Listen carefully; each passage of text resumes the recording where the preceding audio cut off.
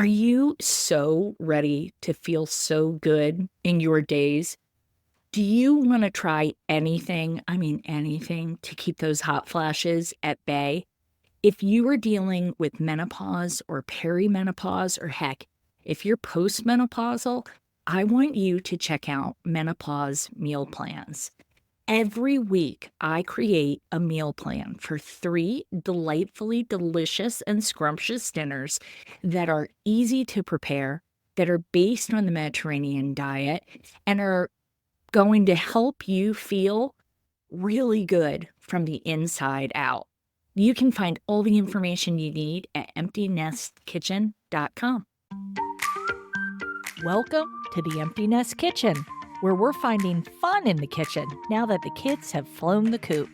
I'm Christine Van Bloom, a cooking teacher with over 25 years of experience, here to show you tips, tricks, and joy in your kitchen, all while trying something new. Let's get cooking. It's 2025, and I know if you're anything like me, you're thinking about doing a little something, bringing a little something extra in, and maybe having a whole bunch of fun this year. And I wanted to propose to you an idea for perhaps a small side hustle on your end, one that is absolutely proven, and that is teaching classes. Now, I'm a cook and I teach cooking classes, and I am darn good at it. But there are a million different things that you can teach if indeed you enjoy teaching.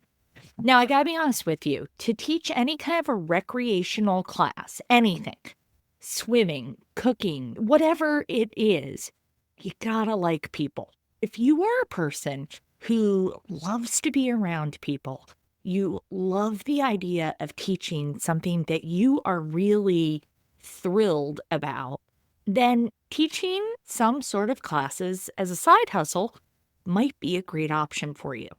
Today, I want to give you my 5 tips as part of my Entrepreneurship January to get yourself started in teaching some kind of recreational classes. Number 1, first, what are you going to teach? You have got to identify what it is that you are really good at. What's the thing that somebody asks you to do? What's the thing that somebody says, "Ooh, can you show me how to do that?"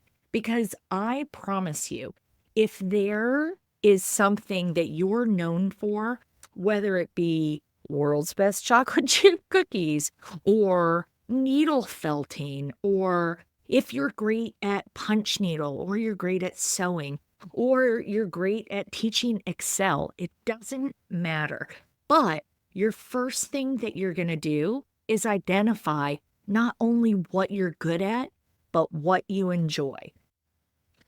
Number 2, I want you to take a little bit of time and research what other people are doing in your field.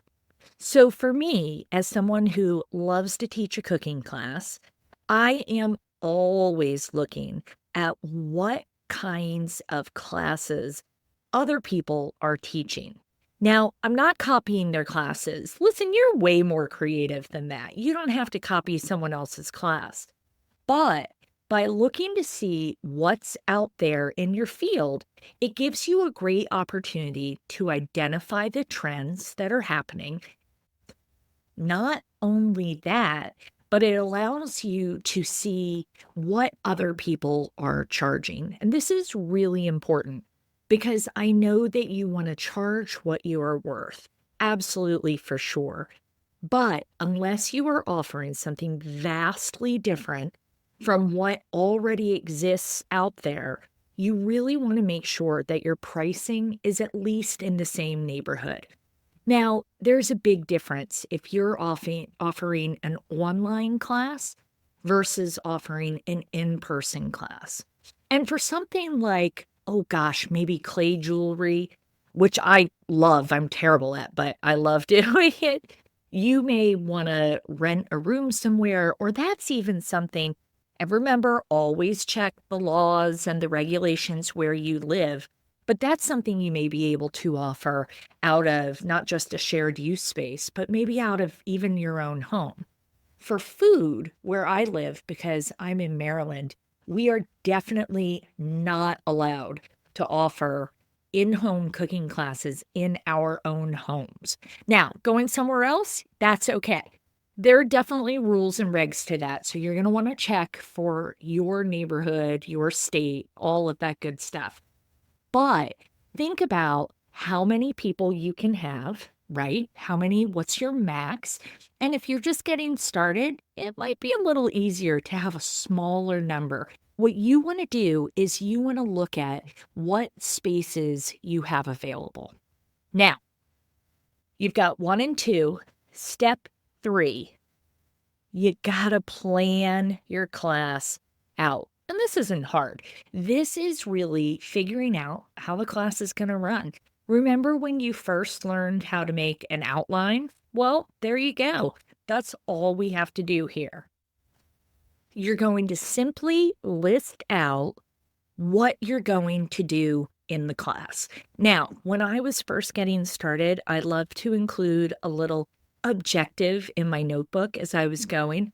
So, what's the objective when we were teaching artisan breads?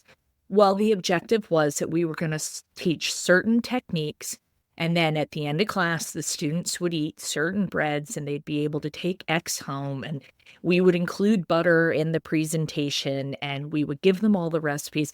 So, we would just walk through what are we trying to do in a class. When I took my very first cooking class in New York at the school that I ended up attending, I knew immediately that I wanted to teach. I knew right away that I wanted to teach. But I also knew I had already graduated college. I was not going back to get an education degree. That was not part of my plan. So, in taking classes, I observed what people did in the classes. As you're learning and you're becoming more and more comfortable at doing this, you are going to want to really map things out. And I recommend keeping your classes to no more than 2 hours. Let's face it, if you are into it, you are going to be able to spill your guts with all of the information that pertains to a certain subject. Okay. And I can jabber. You know that just from this podcast. So I have had to really work out what can I teach in a specific class. So keeping the topics to a single thing is really, really helpful. And I want you to think of it this way. When you're planning your class out, you want to be sure that you're not overwhelming your students. It's important that you keep things contained so that they take the most they can out of the class. And also, if you have more and more and more information, it's another class just waiting to be held, right? When I teach a paella class, I can go on. We are going to talk about the rice. We're going to talk about the pan. We are going to talk about the saffron. We are going to talk about so many different things. But I don't get into too many other areas because I want to keep their knowledge focused there, and I want them to really be able to grasp the subject at hand. Now, step 4, and I think this is one of my most fun ones, is hospitality, baby. When you host a class, you want to nurture and love and take care of your students. Soup to nuts. From the second they walk in the door until they leave, you want the experience to be top notch. And that is all hospitality.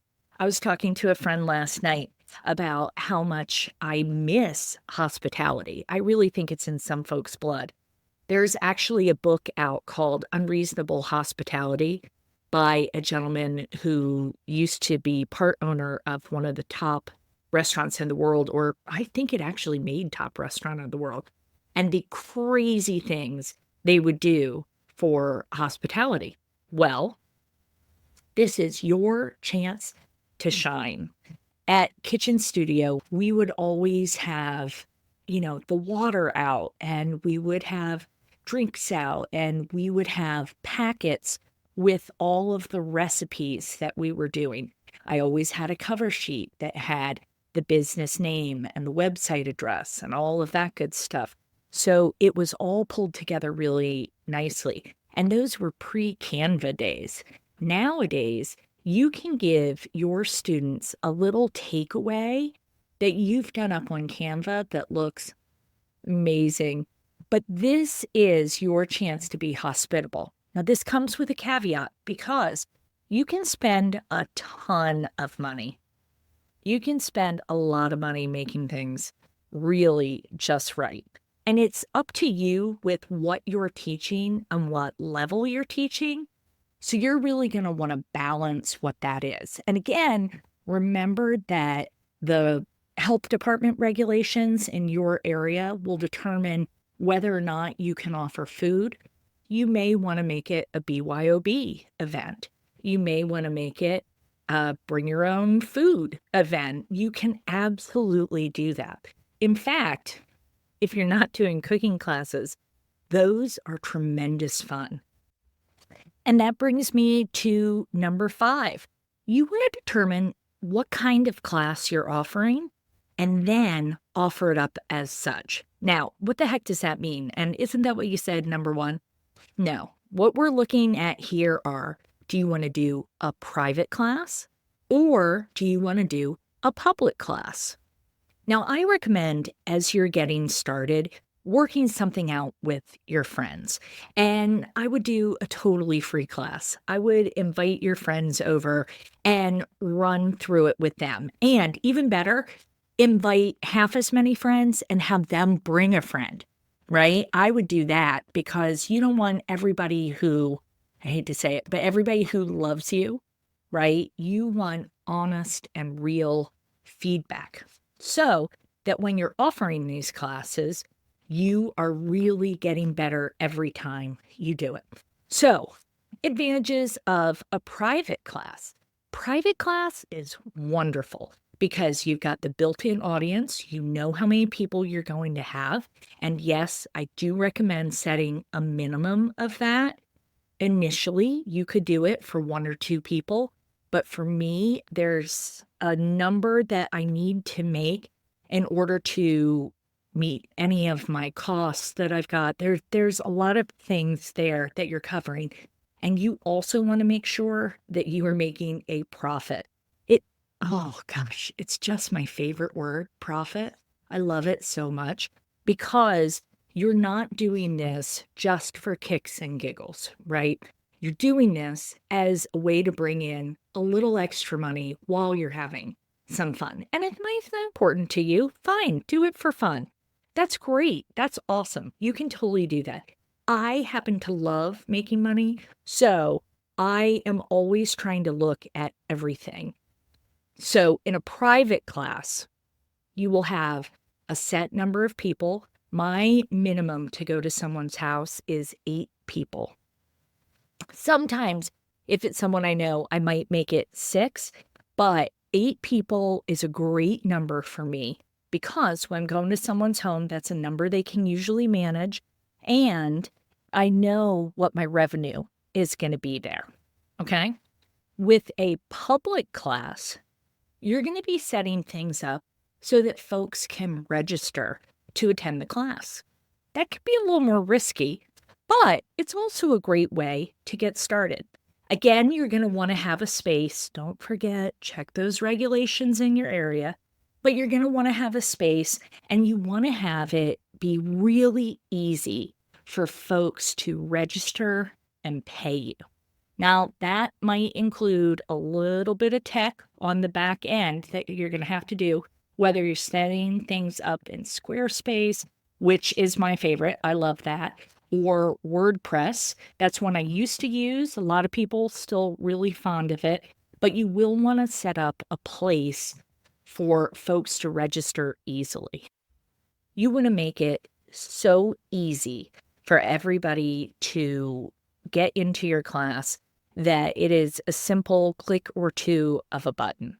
And yes, you're going to put this on Facebook and Instagram and anywhere else that you can on social media. And you may be a person that hates social media. Well, I'm going to say it's a necessary evil if you are trying to teach classes of any sort. It's so easy and free to create a Facebook page for your business. Very simple, and it may not garner you a ton of followers initially, but it will give you a little bit of authenticity and, dare say, I can't even believe I'm going to say it with Facebook, but a little bit of credibility once you have that Facebook page. Now, as things get more serious, it's important that you do have a website, but not at the beginning. You can use that Facebook page as you're getting your feet under you as you're doing this, and also Instagram as well. One of the things that Facebook does is it allows you to create events so that you can pop them up on the page and have a listing of anything that you're offering. I know it's a challenging platform for a lot of people for a lot of different reasons. But if you are just getting started by offering some sort of class, it's a great way to dip a toe in without having to spend a lot of money getting a new website running and all of that together. A lot of the platforms now will have integrations so that you can easily run payments through them. You may decide you just want to have folks Venmo you. You can totally do that. I don't know. I like the security of using the online payment system a lot, but I still use PayPal sometimes. So, I mean, give me half credit on that one. But they're platforms that I know are secure, and I really like that when I'm doing something of this nature. Those are my top 5 tips for getting out and getting started and doing a little something something as you go. But I want to give you a little bonus tip. Consider an online class. Now, it may not be right for you. If you're teaching how to do, and I'm feeling very crafty right now, so that's where all of my options are heading. But if you're doing a really cool little embroidery kit or something, and everybody's going to show up and you're going to hand them an embroidery kit, I mean, come on, that's so much fun. But online classes are so different from 5 years ago when the pandemic had not yet started. But an online class is different from a recorded class. I really love an online class that is live. I do. I love an online class that's totally live, that the instructor is able to take questions or respond, and especially if they can respond directly to me. I took a class, I think a year ago. My son said he wanted to make cream puffs and eclairs. Now, I have taught cream puffs and eclairs many, many, many times. I think I could do them if I was in a coma, but I found an online class because I thought it would be a good medium for the two of us. Rather than me trying to teach him, it would be the two of us doing something together. And we did a small class. It was on a Sunday morning. And when we had a question, we could unmute and ask it. It was fantastic. It was so much fun. And I will say, I would turn to my son and go, just so you know, we should do ... here. And then within a minute, the instructor would say, just so you know, we should do ... here. Which was awesome. But we would turn our camera off. We'd turn it back on when we were doing things. We were muted, so you can't hear any of us talking back and forth. But it was such a delightful experience. And I have to say, it really got me pumped and excited to teach online classes to people. I've been teaching them since May of 2020. Typically, when I'm teaching a class, I'm teaching it to 12 to 20 attendees because you're going to have some that don't speak. They don't put their camera on. They don't engage. That's totally cool. That's their vibe. Nothing against you on that. And then you're going to have some that leave the camera on the whole time, my favorite, You can see what's happening in their kitchen. And as an instructor, it's really easy for you to look and say, okay, Bob, I noticed that you just did X. That was really awesome. Because let me tell you, when you're teaching, just like when you were a kid, people want to know and want to get the love as much as they want to learn. Who doesn't want to hear that they just did something and they were awesome for doing it? Everybody. And just because it's online doesn't mean that you lose that. I think it really opens up your audience, and I like the comfort that it gives people of working in their own homes. In the kitchen, that is so valuable because they're not coming to my cooking school where I have every single thing that you could ever need, right? They're in their kitchen where 3 of their pots don't have lids. Okay, so I'm going to walk you through what are our options there. So it allows you to still really connect with your students because I think that is the most important part of teaching any kind of class. I think it is that connection. And even when you're doing the online, if you decide to do an online component, connection is so vital because everybody wants to be seen. So that's it. Those are my top 5 tips for starting to teach some form of recreational classes. Now, if this is something that's floating your boat, I would be delighted to do an episode for you where we can really dig into a class, where we can talk not just about a cooking class, but of course, that is where my zone of genius is, but about doing an artsy craftsy thing or anything else. You can let me know by going to the website, emptynestkitchen.com, and dropping me a line and telling me that you want more of this sort of thing. I love the teaching of classes, and I think I'm pretty sure you would be great at it too, whether it's fitness, arts and crafts, something with painting furniture, whatever. Food doesn't matter, but I'd love to hear from you and give you more information on this. So think about what you want to teach. Think about what your zone of genius is, where you are most asked for help. Are you really good at playing a church supper? Well, you can teach people how to do that. Are you really good at making soap? You can teach people how to do that. Are you really good at laying out a beautiful herb garden? You can teach people how to do that. So do it. That's all for me this week. And if you've got just a minute to leave a review, it would mean everything to me. Your reviews are so important and they help me get out in front of a few more people. So, thank you so much for tuning in. And as always, I'll see you in the kitchen.